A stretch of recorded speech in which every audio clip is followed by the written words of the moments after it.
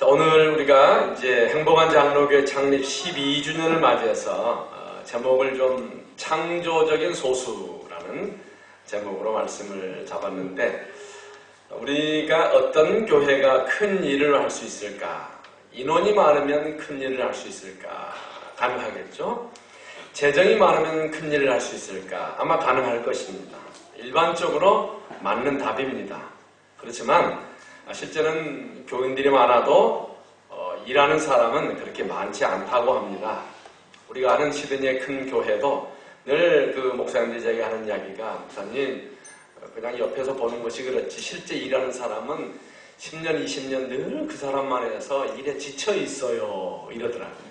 그러는 것 같고 했습니다. 물론 교회가 작은데 일꾼까지 없다면 그건 더욱 안타까운 이야기 아니겠습니까? 그것은 우리가 차치하고라도 어느 사회나 어느 조직이나 마찬가지입니다. 수요보다 더 중요한 것은 믿음이다 하는 것이죠.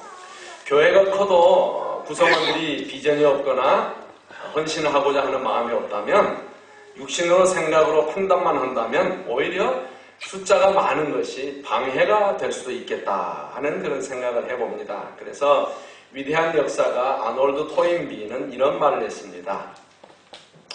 인간의 역사는 많은 사람에 의해서 진보되고 발전하는 것이 아니라 창조적인 소수의 신념과 용기에 의해서 이룩된다라는 말을 했습니다. 오늘 저희가 읽은 본문이 그것을 우리에게 말씀해 주고 있는데요. 이스라엘 백성들이 약 200만 명이 출애굽을 했지 않습니까? 그러나 200만 명 가운데 진정으로 믿음 있는 사람은 그렇게 많지 않았던 것 같습니다. 우리가 창세기 이후로 쭉 이 출애굽서를 읽어보면 늘 불평의 연속이었던 것 같아요. 사실 믿음 있는 사람들은 모세와 여호수아와 갈렙을 비롯해서 그 주변에 있는 몇몇 소수의 그룹들이 그 200만 명을 이끌었던 것 같습니다. 물론 대부분의 사람들이 고인은 아니었겠죠. 고인은 아니겠지만은 짐인 거예요. 오히려 출애굽하는데 짐이 되었고, 오히려 가나안 땅에 들어가는데 방해꾼들이 많이 있었다는 사실입니다. 오늘 12주년을 맞이하는 우리 행복한 교회, 저와 여러분들은 모두 창조적인 소수가 되시기를 간절히 축원합니다. 창조적인 소수에 의해서 이 사회와 이 교회와 이 민족의 역사가 바뀌는 것입니다. 그러면 어떤 사람이 창조적인 소수가 될 수 있겠는가? 첫째는요, 한번 따라합시다. 하나님과 대화하는 사람이다. 오늘 5절 말씀 보시면요, 모세와 아론이 이스라엘 자손의 온 회중 앞에서 엎드린지라. 왜 엎드렸겠어요? 기도하려고 엎드리는 거죠. 하나님과 대화, 그것은 기도입니다. 오늘 이스라엘 백성들이 가나안 입성을 앞두고 하나님의 말씀을 이들이 믿지 못하고 밤새도록 뭘 하느냐면, 이스라엘 백성들의 지도자 모세와 이 지도자들에게 뭘 하느냐? 데모하는 거예요. 데모하는 거예요. 그러면서 통보하는 것입니다. 왜 우리를 이곳으로 이끌어냈느냐? 아니, 가나안 땅에 들어가지 않겠다. 그곳에서 우리가 몰살당하기 싫다. 차라리 우리가 이곳에서 살겠다. 대성 통곡을 하면서 데모를 하면서 그들이 차라리 결정을 합니다. 그러지 말고 우리가 한 지휘관을 따로 세워서 애굽으로 돌아가자라고 그들이 반역을 하고 있잖아요. 성경 보니까. 그때 모세와 아론이 하는 일이 뭐냐? 여호와 앞에 엎드렸더라. 모세와 아론은 하나님 앞에 엎드렸습니다.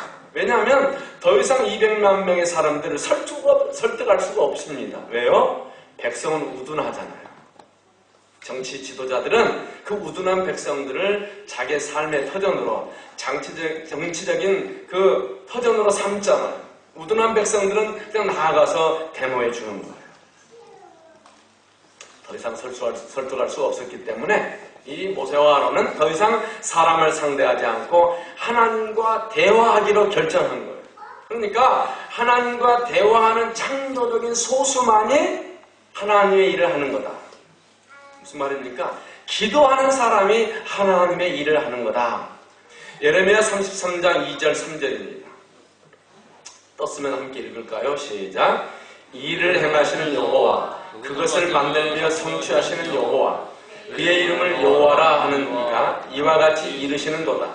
너는 내게 부르짖으라. 내가 내게 응답하겠고 알지 못하는 크고 은밀한 일을 누구에게 보여요? 바로 나에게요. 네게 바로 나에게 보이리라. 부르짖으라. 그러면 응답하겠다. 기도할 때 하나님께서 위대한 꿈을 내려주신다는 거죠. 제가 청년 때 읽었던 기도에 관한 책 가운데 기도의 권능이라는 책을 쓴 캐더린 마샬이라는 사람이 기도에 대해서 이런 말을 했습니다. 우리가 기도 학교에 입학하려면 다음과 같은 질문에 답을 쓰기만 하면 됩니다. 첫째는 하나님께서 이렇게 물은다는 거예요. 내게 꼭 필요한 것이 있느냐라고 하나님이 물을 때 우리 답변은 뭐냐? 예, 있습니다 라고 답을 쓰면 된다는 것이에요. 예, 있습니다. 내게 정말 필요한 것이 있느냐? 라고 물었을 때 예, 있습니다. 둘째는 그 필요한 것을 네 힘으로는 도무지 얻을 수 없느냐? 라고 물었을 때 예, 그렇게 느낍니다 라고 답을 쓰면 된다는 거예요. 그리고 그 답안지를 들고 당당하게 예수 그리스도의 이름 앞으로 나아가서 하나님의 면전을 바라보면 하나님께서 응답해 주신다 하는 거예요. 절절함이죠? 절실함이죠? 하나님 내게 필요한 것이 있습니다. 그런데 도무지 내 힘으로는 할 수 없습니다. 그러나 예수 그리스도에 힘입어서 아버지 앞에 내 모든 것을 내려놓사오니 아버지여 내 기도에 응답하여 주시옵소서. 그러면 응답해 주신다는 거예요. 이러한 절실함이 우리 가운데 없기 때문에 우리가 안타깝고 우리가 힘들어하는 거 아니겠습니까? 오래전에 우리 시드니에도 와 있지만은 Why Me라는 간증집을 쓴 김충근 장로님, 김충근 박사님, 이분은 전라북도 익산 출신인데요. 미국에서 오래전에 교수 생활을 하다가 1976년도 37살의 나이에 간경화에 걸렸어요. 비형간염으로 죽음을 선고받고 이제 얼마 살지 못합니다. 그러나 이 김충근 장로님이 자기가 미국에 와서 한국에서의 그 뜨겁던 신앙이 많이 식어가는 것을 회개하고 하나님 앞에 자기의 잘못을 부르짖고 하나님 앞에 엎드리다가 기적적인 치유를 받게 됩니다. 그래서 그가 질병으로부터 하나님 앞에 강압적으로 부르짖을 수밖에 없었지만은 그 강압적인 하나님의 그 콜링 앞에 엎드려서 간절히 기도할 때 하나님께서 이 김충근 장로님에게 꿈을 주신 거예요. 하나님 앞에 엎드려서 기도했더니 병을 낫게 하시고 그 대학에서 섬기는 대학에서 큰 성과를 얻게 하시고 그 알래스카에 있는 대학에서 알래스카 주지사가 찾아오고 모든 정부의 책임을 이 장로님에게 주시는 거예요. 중요한 일들을 다 맡아 하다가 이제 본토로 다시 올라오게 됩니다. 그러면서도 계속해서 장로님이 이 기도할 때 하나님께서 이 장로님에게 주신 기도의 하나님의 제목이 뭐냐면 꿈이 뭐냐? 미국을 신앙으로 다시 위대하게 만들라라는 꿈을 하나님께서 장로님에게 주신 거예요. 미국을 신앙으로 다시 위대하게 만들라. 그런 비전과 사명을 이 김충근 장로님이 받게 됩니다. 그래서 어떻게 하면 좋을까? 기도하고 동역자들과 함께 이야기하다가 그가 자마라는 기도 운동을 만들게 됩니다. Jesus Awakening Movement of Australia가 아니고 뭡니까? 아메리카. 그래서 만들어서 젊은 청년들과 하나님 앞에 헌신하는 교수들과 그 기도 모임들과 함께 하나님 앞에 기도하면서 많은 그리스도인들이 또 잘 믿지 못하는 그리스도인들이 미국에 흩어져 한인들만 대상이 아니에요. 미국 본토를 향하여 미국 본토 자체를 향하여서 기도하고 하나님 앞에 돌아오게 하는 그 일을 위해서 자기 인생 전부를 바치고 그 자마가 호주에도 오래전에 들어왔었습니다. 사람과 상대하면 기운만 빠지잖아요. 이제는 저와 여러분들이 하나님 앞에서 엎드려서 하나님께 응답받는 우리 모두가 되시기를 간절히 축원합니다. 하나님 앞에 엎드리는 거예요. 두 번째는 창조적인 소수는 누구냐? 신령한 눈을 가진 사람이다. 신령한 눈. 6, 7절 말씀 보니까 그 땅을 정탐한 자 중 눈의 아들 여호수아와 여분네의 아들 갈렙이 자기들의 옷을 찢고 이스라엘 자손의 온 회중에게 말하 이르되 우리가 두루 다니며 정탐한 땅은 심히 아름다운 땅이라. 여호수아와 갈렙은요 보는 눈이 달랐어요. 10명의 정탐꾼들에게는 그 땅은 사람을 삼키는 땅으로 그들은 보았지만 여호수아와 갈렙에게는 하나님이 예비하신 아름다운 땅으로 보인 거예요. 그렇게 본 거예요. 신령한 눈이 열린 것입니다. 시드니의 집값이 한참 뭐 뛰었잖아요. 지금 모르겠는데 부동산 투자하는 사람 말이 그들 말이 눈이 보배랍니다. 눈. 사람들 보기에는 가치가 없어 보이지만 장차 가치 있어 보인다면 성공한다는 것이죠. 그죠? 눈이 보여요. 그래서 그 눈을 가지고 투자를 한다는 거죠. 그런데 가치 있을 것이라고 사놓았는데 가도 희망이 없다면 잘못 본 것이죠. 보는 것이 중요하다는 거죠. 그래서 이 부동산 하는 사람들은, 이 투자하는 사람들은 보는 게 다르다는 거예요. 오늘 우리도 마찬가지입니다. 우리가 영의 눈이 열리지 못했다면 여러분, 나는 죽었다 깨어나도 영의 눈이 안 열려요. 어떻게 하면 좋아요? 제가 여러분을 축원합니다. 최소한 사업가의 눈이라도 열리시기를 간절히 축원합니다. 내가 그 박승천 집사님 뭐 영적인 눈이 어떤지는 제가 잘 몰라요. 왜? 우리 교회 교인이 아니니까. 그런데 그가 기도하는 사업가의 눈이 열린 것 같아요. 그래서 누가 메릴랜드에 가서 투자를 하겠습니까? 치과 의사만 7명을 두고 일을 하는 거예요. 세상에, 여러분, 치과 의사가 이 호주에서 대학을 졸업하면 제일 높은 그 웨이지가 치과 의사 아닙니까? 대학 졸업하면 첫 연봉이 한 6, 7만 불 이상 되는 것 같아요. 그 사람들 7명을 이 프로페셔널 하는 사람들을 어떻게 먹여 살려요? 그럼 믿음의 눈으로 하는 거예요. 메릴랜드에 자기가 꼽는다는 거예요. 이슬람 선교를 위하여 또 하나님 주신 자기 생명 꿈을 향하여서 그냥 이 메릴랜드에 꼽습니다. 어떤 분이 그래요. 메릴랜드, 메리 크리스마스 하잖아요. 메리가 무슨 뜻입니까? 기쁨의 땅, 좋은 땅이에요. 그래서 이곳에 하나님의 깃발을 꽂고 이곳에서 기쁨을 맛보시기를 바랍니다 하더라고요. 그걸 볼 때 사업가의 눈이 있는 거예요. 사업가의 눈. 우리 행복한 교회 성도들, 사업가의 눈이 열리시기를 간절히 축원합니다. 유럽인은요, 유대인들은요, 전체 세계 인구의 0.3%밖에 안 됩니다. 0.3%. 그러나 이 유대인들이 우수한 이 글로벌 리더들은 다 유대인들입니다. 노벨 수상자의 30%가 유대인입니다. 미국 아이비리그 대학교, 유명한 대학의 30%가 유대인이라는 거예요. 그리고 세계 500대 기업의 경영진 가운데 42%가 유대인이라는 겁니다. 이러한 탁월한 인재가 어떻게 된 것입니까? 그들은 공부를 열심히 했어요. 부모들이 아이들에게 공부를 열심히 시켰어요. 부모들이 자식들에게 엄청난 투자를 했어요. 그들은 부모들은 이미 자식들을 위하여서 일반인들보다 10년 앞서서 투자를 했어요. 유대인들은요, 태어나서 성장하면 다른 일반인들보다 10년 앞서서 나가는 것입니다. 우리는 자녀들에게 빨아먹으려고 하잖아요. 저도 뭐, 우리 아들, 딸 커서 쟤들에게 뭐 좀 빨아먹을 거 없을까. 이런 거지근성이 있습니다. 그런데 유대인 부모들은 자녀들에게 10년 앞서서 투자했어요. 그들이 세상 사람들보다 10년 앞서도록 한다는 것입니다. 그래서 공부 열심히 시켜요. 자신들이 희생을 해서 자녀들을 위해서 보험을 들어놓는 거예요. 교육보험을 말하는 것입니다. 또 돈보험이 아니에요. 보험을 들어놓는 거예요. 이들의 앞날을 위해서. 자, 우리도 모방해야 됩니다. 왜 그들이 눈이 열렸을까? 우리가 모방해야 돼요. 좋은 것을 모방하다 보면요, 우리가 흉내를 내게 되고, 흉내를 내게 되면 우리가 습관이 이루어지고요, 그 습관대로 살다 보면 우리의 인격이 형성이 되는 것입니다. 좋은 것을 우리가 모방을 해야 되는 거예요. 공부 열심히 하십시오. 공부만 대충 해도 된다? 대충 하세요. 그럼 유대인들처럼 안 되는 거예요. 공부 열심히 하셔야 돼요.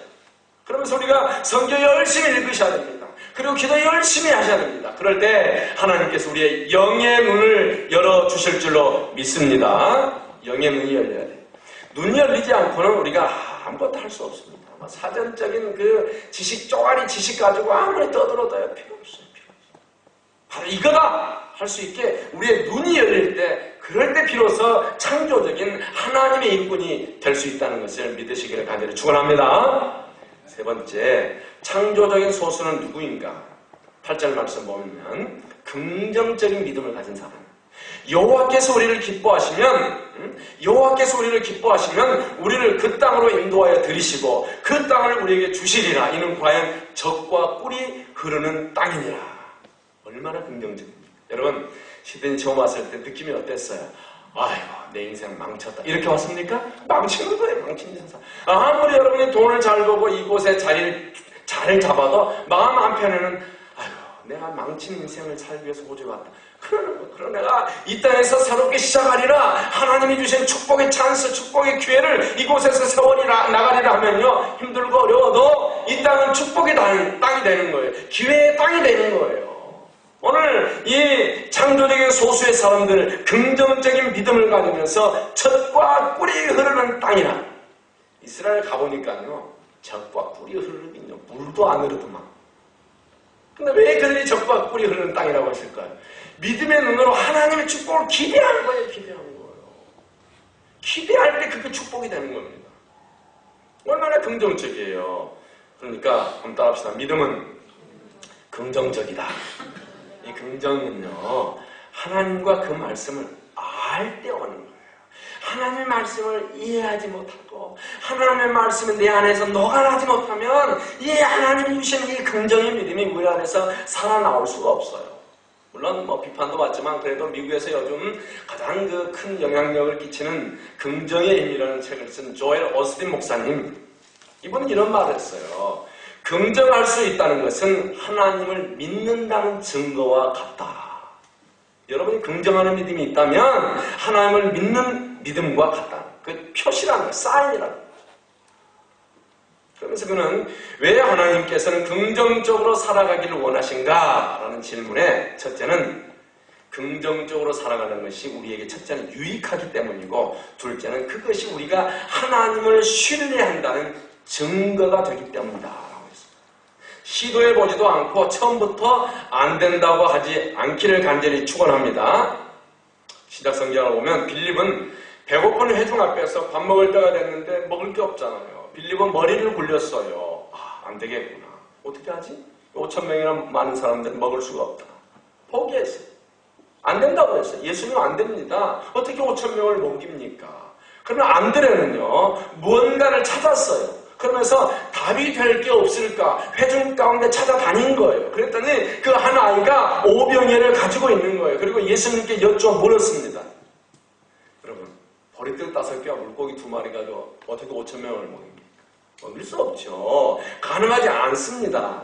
그러나 이 안드레는 오병이어가 답이 될 수 없다는 것을 그의 이성으로 판단했음에도 불구하고 처음부터 주님에게 주님 이거 가지고 되겠습니까? 라고 하는 것보다 주님께 일단 보여드려서 주님의 의사를 묻겠다. 그럴 때 기적이 일어나는 거예요. 안 된다고 우리가 서로 속단하지 않게 되기를 간절히 축원합니다. 왜냐하면 그것이 믿음이기 때문입니다. 그것이 건강한 믿음이에요. 건강한 믿음. 제가 좋아하는 심리학자 에릭 프롬. 청년 때 다 너무너무 즐겨 읽었던 우리 책 저자들 아닙니까? 에릭 프롬. 이런 사람이 이렇게 말했어요. 생산적인 생각을 하는 사람이 건강한 사람이다. 한번 따라합시다. 생산적인 생각을 하는 사람이 건강한 사람이다. 생산적인 생각. 그러므로 지금도 쉬지 아니하시고 나와 함께 일하시는 하나님을 생각하시길 바랍니다. 하나님께서는 이 시간에도 무엇인가 나를 통해서 하시고자 하는 일이 있을 것이라고 믿으시기를 바랍니다. 그리고 항상 기대하는 마음으로 긍정적이고 생산적이고 아름다운 생각만 하시는 저와 여러분 되시기를 간절히 축복합니다. 할 수 있다고 하는 사람이 일꾼이지 못하는 사람은 일꾼이 아닌 거예요. 못하는 사람이 왜 일꾼입니까? 하는 사람이 할 수 있다고 생각하는 사람이 일꾼인 거죠. 마지막 네 번째, 창조적인 이 소수의 사람 누구인가? 하나님을 거역하지 않는 사람. 9절 말씀 보시면 다만 여호와를 거역하지는 말라. 여호와는 거역하지 말라. 또 그 땅 백성을 두려워하지 말라. 그들은 우리의 먹이라. 그들의 보호자는 그들에게서 떠났고 여호와는 우리와 함께 하시느니라. 중요한 말이에요. 한번 따라합시다. 그들을 두려워하지 말라. 하나님께서 말씀하셨다면 그리 아니하실지라도 저와 여러분은 해야 하는 것입니다. 이것이 누구의 말이냐? 갈렙의 말이에요. 하나님이 하라고 하시면 우리는 하는 것입니다. 아브라함도 본토 친척 아비집을 떠나라고 하니까 가능성이 없고 미래도 없고 전혀 계획이 없지만 무작정 떠난 거예요. 노아에게 하나님께서 큰 배를 지으라고 할 때 시간과 재정적인 부담이 있었지만은 미쳤다는 소리를 들었지만은 순종하는 것처럼 순종할 때 하나님께서 인류를 구원하는 일을 그에게 맡긴 거 아니겠습니까? 작은 순종이 큰 결과를 드러내는 것이지 우리에게 큰 결과를 요구해 큰 순종을 요구해서 하나님이 작은 것을 원하는 것은 아니라는 것이죠. 조그마한 저수지에 뚫어진 그 구멍 하나가 저수 전체를 없애버리는 것처럼 작은 순종, 그 작은 구멍 하나를 막았을 때 그 큰 저수지를 막을 수 있는 거 아니겠습니까?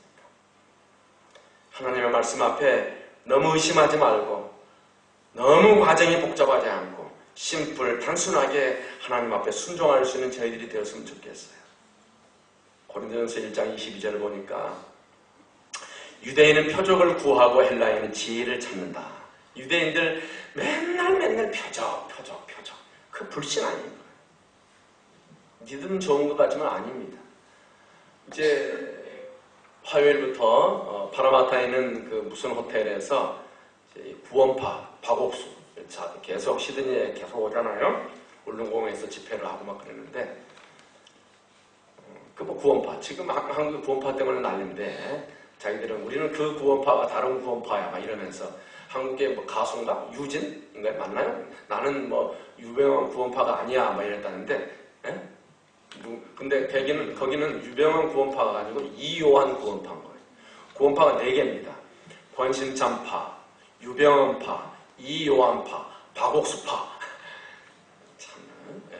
권신찬이가 만들었어요. 그리고 유병헌이가 그 사위 지금 아닙니까? 사위. 같은 동생. 그런데 이제 파가 다 나눴어요. 왜?